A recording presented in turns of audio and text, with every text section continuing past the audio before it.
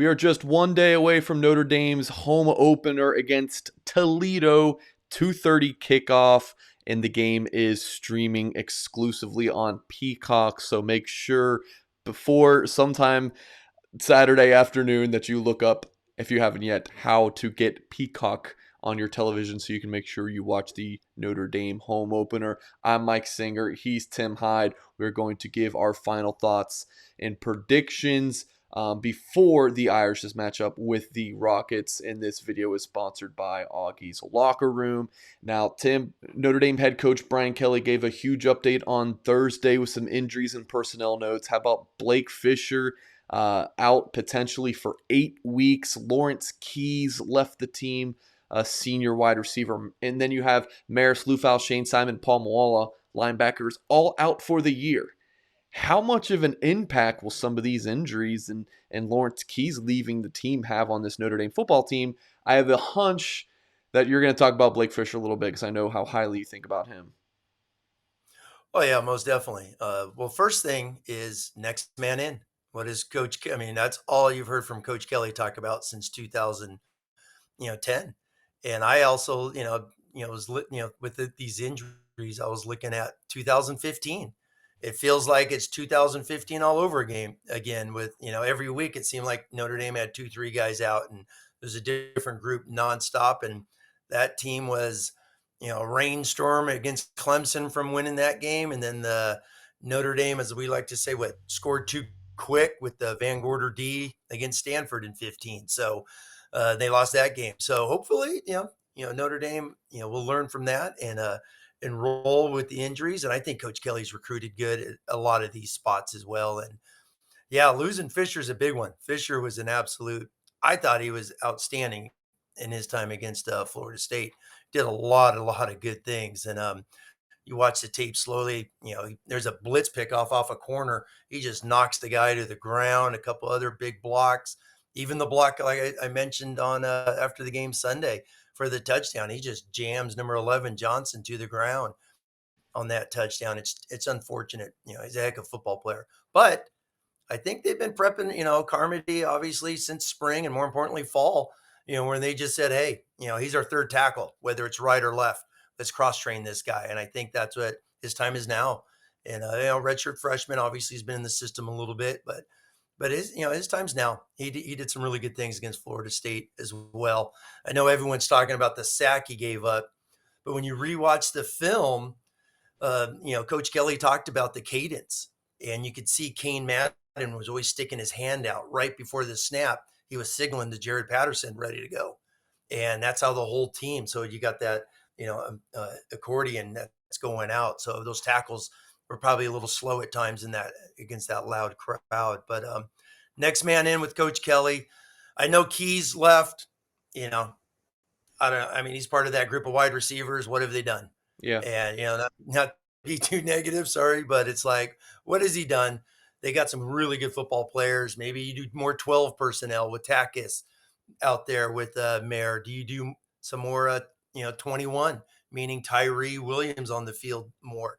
And then obviously ever since camp, we've heard nothing but great things about Lorenzo Styles. So that's going to up his thing. And then the linebackers, the same thing. I mean, those are 3 good football players, depth. And we've obviously heard this week that, Prince Collie is going to jump in the 2 deep. But I also, took a step back and looked at it. Maybe Kelly, Marcus Freeman are going to do the same thing what they're doing with the offensive tackles, meaning is Kaiser the first one in at Mike or Will? Obviously you still have Bo Bauer as well, but does Kaiser jump in before a true freshman, let's say? Or is it Bauer, Drew White, Mike and Will? So you still got 4 good football players with Kaiser, White, Bertrand played almost 70 snaps the other day and looked outstanding his first full-time playing. So you got 4 guys for those 2 spots. I loved Isaiah Pryor the other night. I thought his athleticism and speed really jumped off the screen watching him live. So you're going to get him some more reps at Rover. So depth is always a concern, but I think I bet you Coach Kelly as a coach sat back and was just like, hey, it's 2015. We've been through this. Let's keep moving forward. You bring up a great point, Tim, about look, I mean, they They have tons of tight ends. They have good running backs. Like Notre Dame's down to 7 receivers, which is a low number. But it's tight end you. I mean, they can play more 12 personnel, 21 personnel that you talked about. So 12 personnel, of course, 2 tight ends, 1 running back, 21 personnel's that flipped. 7 receivers on scholarship, Tim. I mean, a school would want to have at least 10, 11, 12 receivers on scholarship. Seven's a really low number. And this is just Well, one game into the season. I mean, if Notre Dame even has remotely anywhere near this much injury concern in the next couple weeks, they're going to be in trouble. true, but who played receiver last year? I felt like they only played a couple last year, so it's like They got to have it just kind of somebody. feels like that. What's that? They got to have somebody out there. I mean, Yeah. No, exactly. There's no doubt about that. So you just hope no one major, gets an injury bug. Knock on wood for Kevin Austin there. But yeah, I mean 7, but they have the tight ends. They got some good running backs that could play. Kyron Williams could probably go out and play slot tomorrow and be an All-American slot football player. That yeah. guy's skillful at so many spots. So they have weapons and they have recruited well at some of these spots to where, they're probably going to do maybe a couple more double tights. And obviously, like I said, with Tyree and Williams need to be on the field, I feel at times together more so. I think they were only on the field one series against Florida State in the first half, and that was pretty much it. So, with the injuries, with the emotional win over Florida State, now returning to a packed house against Toledo, how do you feel about this Notre Dame football team, Tim? You got to take it. I mean, they probably lost 2 days when you look at it, because Yep, you coming off a short traditionally week, too. Yeah. exactly when you play a traditional Saturday. So they played a Sunday, got into South Bend, 5 a.m. basically. Monday, I'm sure they didn't do a ton on Monday. A little bit, it's probably a little slow Tuesday, and hopefully they had some, a good crisp practice on Wednesday and Thursday. Friday's your prep. Let's go. So you got to look at this game as you hope the fans are going to bring the juice, bring the energy, bring that to this, that stadium, which was only a quarter filled last year, so to speak, if even that much, right? Right. It was only 10, the 15%. Yeah. student section, exactly. So it's been a while, and Coach Kelly talked about that one of his press conferences about, hey, the fans home, the excitement, the energy. I think that's gonna be a big motivating thing for Notre Dame as well. I think they're gonna use that. And going back, of course, they extended a lot of energy, all those things. But as we said a couple days ago, they won the game. So that energy is gonna, they're gonna have a bounce in their step. I truly believe. So Toledo coming to town, supposed to be one of the better teams in the MAC. I know you've got to watch some of their game against Norfolk State from week 1. They won 49-10. So when you look at this game, what are you kind of expecting to see? I mean, I'm sure there's some things you want to see Notre Dame do better on the field against Toledo, and how do those things kind of stack up with what Toledo's good at? Sure. Number one, I know everyone's all has been all excited about Toledo, 21 starters returning. But people need to take a pause and step back and be like, this Toledo team went 4-2 last year. So it's not like they just boat raced everyone in the MAC. So, they lost to Ball State last year. So this is not some massive juggernaut. Sure, they got a bunch of returners and things of that nature. Good football program, 6th year for this coach's program as well. 6 years a head coach there. So, so they have a structure, they have a culture, same thing that Coach Kelly has developed at Notre Dame. So, they expect to win. Toledo's a very good MAC football program, but night and day compared to what Notre Dame just went through to them. I watched, some of the Norfolk game there online, and I mean, they didn't get tested. They didn't get tested. That was not good competition to say the least for Toledo. So I'm expecting Notre Dame to be jazzed. I think they're going to be excited. Huge, huge win. You can't undersell that W what they just had in Tallahassee.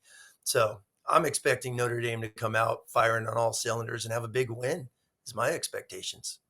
Well, let's get into game predictions. I've got Notre Dame winning 42-9.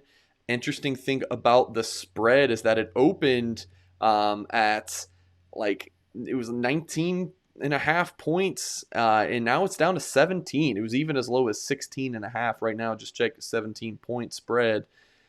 What's your score prediction? I like Notre Dame to win it pretty comfortably. Yeah. But what about you, Tim? Yeah, I'm with you. Just taking a step back here, real quick for keys of the game. I'm Yeah, starting to become a big believer in the Mike Singer, and that the number one thing, the only thing for Notre Dame in 2021 is Jack Cohn. yeah. I There hope you go. Jack Cohn comes out. I do. I hope he throws, what do you have, 366 last week. I hope it's 444 this week. 4 touchdowns last week. I hope it's 5 this week. I hope they come out. I hope Coach Kelly and Tommy Rees got together and be like, hey, let's go 2009 Cincinnati and let's sling this thing all over the place this year. And I'm hoping Coach Kelly's not going to be stubborn and say, oh, we got to develop the run game and try and force it too much, And so I look at last week's game. They got 38 in regulation. I'm going to give them a home field touchdown bounce off of that. I'm going to give Notre Dame 45. Notre Dame, we won't count the last 18 because I truly believe heat, humidity. Did you see some of the pictures of the press box? You can't even see out the windows. The Right. humidity was so bad out there in Tallahassee. So it's a 17-point favorite. I'm going to do a little Marcus Freeman bounce, and I'm going to make that a 17 point game. I think he's going to hold them under 20. So I'm looking at 45 Notre Dame, 17 for Toledo, and I'm expecting a big game from Jack Cohn because I just think he's just going to keep getting better. I love the reasoning behind your score prediction. I just kind of throw out a number, but I like you're basically admitting, like, look, I don't freaking know what the score's going to be, so I'll give you my best guess and reasoning for how you came with the numbers. I love that. You talk interesting point here, Tim. We'll let you go.